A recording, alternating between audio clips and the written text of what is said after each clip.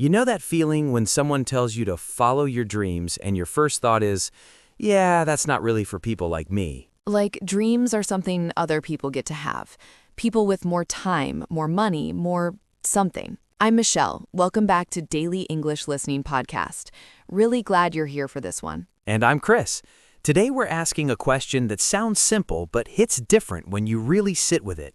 Are you actually living your dreams? And before anyone closes this episode thinking this isn't for me, stay with us because we're not talking about quitting your job tomorrow or moving to another country. We're talking about something much closer to home than that. Much closer. This one's worth hearing. So, Chris, let me start with something I think a lot of people feel but don't say out loud. There's this idea that dreams are only valid if they're big. Like, if your dream isn't starting a company or becoming famous, it somehow doesn't count. That's so real. I think we're taught from early on that dreams have to be ambitious, that they have to involve some dramatic transformation of your life. And when something is ambitious, it means it requires a lot of effort, vision, and courage to achieve. She had ambitious goals for her career. But the problem is that word can make smaller dreams feel less worthy. Less legitimate, like you should be embarrassed that your dream is just opening a small bakery or learning to paint or moving to a quieter town. And those dreams are just as real, just as worthy of being pursued. I think the size of the dream doesn't determine its value. The feeling it gives you does. That's it exactly. And that feeling, that pull towards something, that's what we should be paying attention to. Okay, so here's something I want to throw out to everyone listening right now. Think about one thing, just one, that you've always wanted to do but keep telling yourself isn't realistic. Something you've pushed to the back of your mind because life got in the way. Drop it in the comments. Seriously, just write it down. Sometimes saying it out loud, even in a comment, is the first step. And you might be surprised how many people share the same dream you think is too small or too strange. That comment section might feel like home. Okay, so let's talk about why we stop ourselves, because it's not usually one big reason. It's 100 small ones that build up over time. Fear is the obvious one, but I think there's something underneath fear that doesn't get talked about enough. What's that? Doubt. Not fear of failure exactly, but genuine doubt that you deserve to want what you want. Like, who am I to think I could do that? That's different from fear. Fear says, what if I fail? Doubt says, what if I was never meant to try? And doubt is quieter than fear. It doesn't show up as panic. It shows up as procrastination, distraction, suddenly being very busy with everything else. That's uncomfortably accurate. We've all been there. And the thing about doubt is that it feeds on silence. The less you talk about your dream, the less you move towards it, the louder the doubt gets. So the antidote is movement, even tiny movement. Which is why I think the most underrated thing you can do for a dream is just take one small step towards it this week. Underrated, meaning something that doesn't get the credit or attention it deserves. Sleep is one of the most underrated tools for productivity. We use that word when something valuable is being ignored. And small steps are genuinely underrated. We're so focused on the big leap that we overlook the power of just starting somewhere. I want to talk about someone real here because I think abstract ideas only go so far. Please, yes. There's a guy I know, his name is David. He worked in logistics for about 15 years. Good job, stable income, nothing wrong with it. But he had this dream of becoming a chef. Not a famous chef, not a Michelin star chef, just a chef, running a small restaurant where people felt at home. And let me guess, he told himself for years it was too late. For years. He started cooking seriously at 41, took a part-time course while still working, spent weekends testing recipes. His wife thought he'd lose interest after a month. And? He opened a small restaurant 3 years later, 12 tables, nothing fancy, and, Michelle, the man is genuinely one of the happiest people I know. Not because he's rich, not because he's famous, because every single day he does something that feels like his. That story gets me every time I hear something like it, because it's not a fairy tale. He didn't abandon his responsibilities overnight. He built towards it while living his real life. That's the part people miss. You don't have to choose between your dream and your life. You can let them coexist. Coexist, to exist at the same time in the same space without one destroying the other. His love for music and his career in engineering coexisted for years before he made the transition. And I think that's the most important reframe in this whole conversation. Dreams and daily life are not enemies. They're not. The dream doesn't have to burn everything down to be real. It can grow quietly alongside everything else. Slowly, consistently, like we talked about in another episode, small efforts compounding over time. And the beauty of letting a dream coexist with your life is that it changes how you feel about everything else, too. When you're moving towards something meaningful, even the hard days feel different. They have a context, a reason. Exactly. You're not just getting through the week, you're getting through the week on the way to something. Okay, I want to push on something though, because I think there's a version of this conversation that's too comfortable, that just says, follow your dreams, everything will work out. And that's not what we're saying. Right, because dreams require sacrifice. And I don't mean sacrifice in a dramatic, painful way. I mean, you will have to give something up to make space for what you want. Time, mostly. Sometimes money, sometimes comfort, sometimes the opinion of people who don't understand what you're doing. That last one is real. The moment you start doing something different, someone in your life will question it. And that's uncomfortable, but it's also a sign that you're moving, because people only question things that are actually happening. Nobody questions a dream you keep completely to yourself and never act on. Which is a sad way to keep a dream safe. Very sad. And I think sacrifice in the context of dreams is really just about priorities.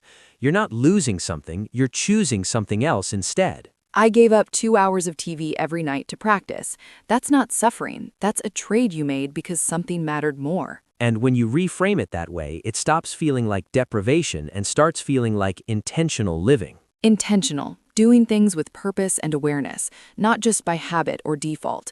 She made an intentional decision to spend less time on things that didn't align with her goals. It's the opposite of just letting life happen to you. And I think that's what separates the people who eventually live their dreams from the people who don't. Not talent, not luck, not even time. It's intention. The decision to be deliberate about what you do with what you have. Even if what you have is limited, even if the window feels small. The window is rarely as small as we think it is. And even a small window, if you stand at it long enough, shows you a lot. That's almost poetic, Chris. I have my moments. Now, I want to go back to something you said earlier about dreams coexisting with daily life, because I think there's a version of this that people find really hard, and it's worth naming. What's that? When your dream feels completely incompatible with your current life, not just different, but like they belong to two different worlds. Like the accountant who dreams of being a musician, or the engineer who wants to write novels. Right. And the gap between those two worlds can feel so enormous that people don't even try to bridge it. Because the bridge seems impossible to build. But here's what's interesting. Most people who successfully made that kind of transition didn't jump across the gap. They built the bridge one plank at a time, while still standing on the other side. The musician who kept their day job and played on weekends for 3 years before anything changed. The writer who woke up an hour early every morning to write before work, not because it was glamorous, because it was the only hour available. And those hours accumulate.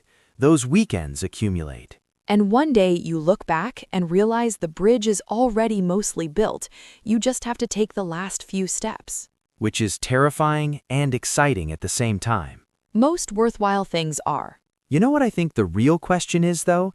Not is it possible, because we've established that it is, but is it worth it to you? That's the more honest question. Because not every dream needs to become your full-time life. Some dreams are worth pursuing exactly as they are, as a part of your life, not the whole thing. And there's no shame in that. A dream doesn't have to consume you to be meaningful. David's restaurant is his whole life now, but my friend Laura, she's a nurse, loves her job, and she paints on weekends, sells a piece every now and then, never wants to do it full-time. And is she happy? Genuinely, because she's not fighting herself. She's not pretending the painting doesn't matter. She gives it space, she gives it time, and it gives her something back. That's living your dream on your own terms, not on anyone else's timeline or anyone else's definition of success. And I think that's the wild card in this whole conversation, the idea that your dream doesn't have to look like anyone else's dream to be valid. We spend so much energy comparing our dreams to other people's. Is mine big enough? Is mine impressive enough? Will people take it seriously? When the only person who needs to take it seriously is you. The only person. And when you stop measuring your dream against someone else's standard, something interesting happens. It gets lighter. It gets lighter, the pressure drops, and suddenly it feels possible in a way it didn't before. Because you're not trying to be someone else's version of successful, you're just trying to be more fully yourself. And that, more than any achievement, more than any title or recognition, is what actually feels like living. That's the thing nobody puts on a vision board, but everyone is actually looking for. So if you're listening to this and you have something sitting in the back of your mind, a thing you keep almost doing, a version of your life you keep almost reaching for, this is your nudge. Not a push, a nudge, because you don't need to leap. You just need to take one step today that you didn't take yesterday. One step. That's enough to start. And the path gets clearer as you walk it. It never gets clear before you start. Never. The clarity comes from moving, not from waiting to feel ready. All right, before we say goodbye, let's spend a moment on some of the words and expressions that came up today, because a few of them are worth sitting with a little longer. We talked about being ambitious, and it's worth knowing this word carries a lot of weight in English. When someone says she's ambitious, it's usually a compliment. It means she's driven, she sets high goals, she doesn't settle easily. But there's also a version that implies someone is maybe too focused on success. Context matters a lot with this one. Then there's underrated, which we use constantly in everyday American English. That movie is so underrated. Sleep is the most underrated productivity tool. It means something deserves more credit than it gets. You'll hear this one everywhere once you start noticing it. Coexist came up when we talked about dreams living alongside daily life. It means two things occupying the same space without conflict. Those two ideas can coexist. Work and passion can coexist.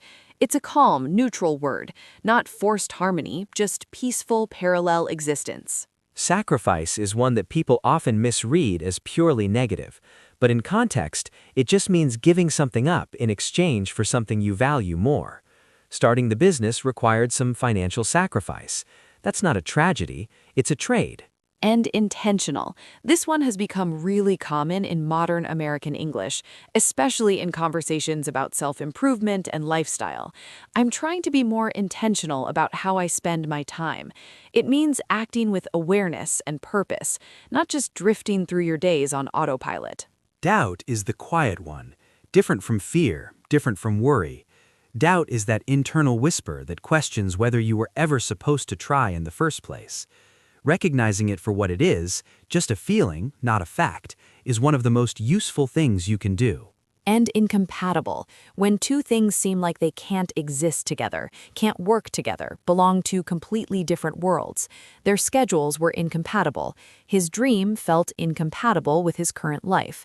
But as we talked about today, incompatible doesn't mean impossible. It just means the bridge hasn't been built yet. And the last one, intentional. Actually, we covered that one. You did. We'll count that as emphasis. Hey, if today's conversation resonated with you, there's one more episode you really should hear. We did a whole conversation about how it's never too late to change your life, and it goes hand in hand with everything we talked about today. Because dreaming is one thing, but deciding you still have time to act on it, that's where everything shifts. It's already there waiting for you. Go find it.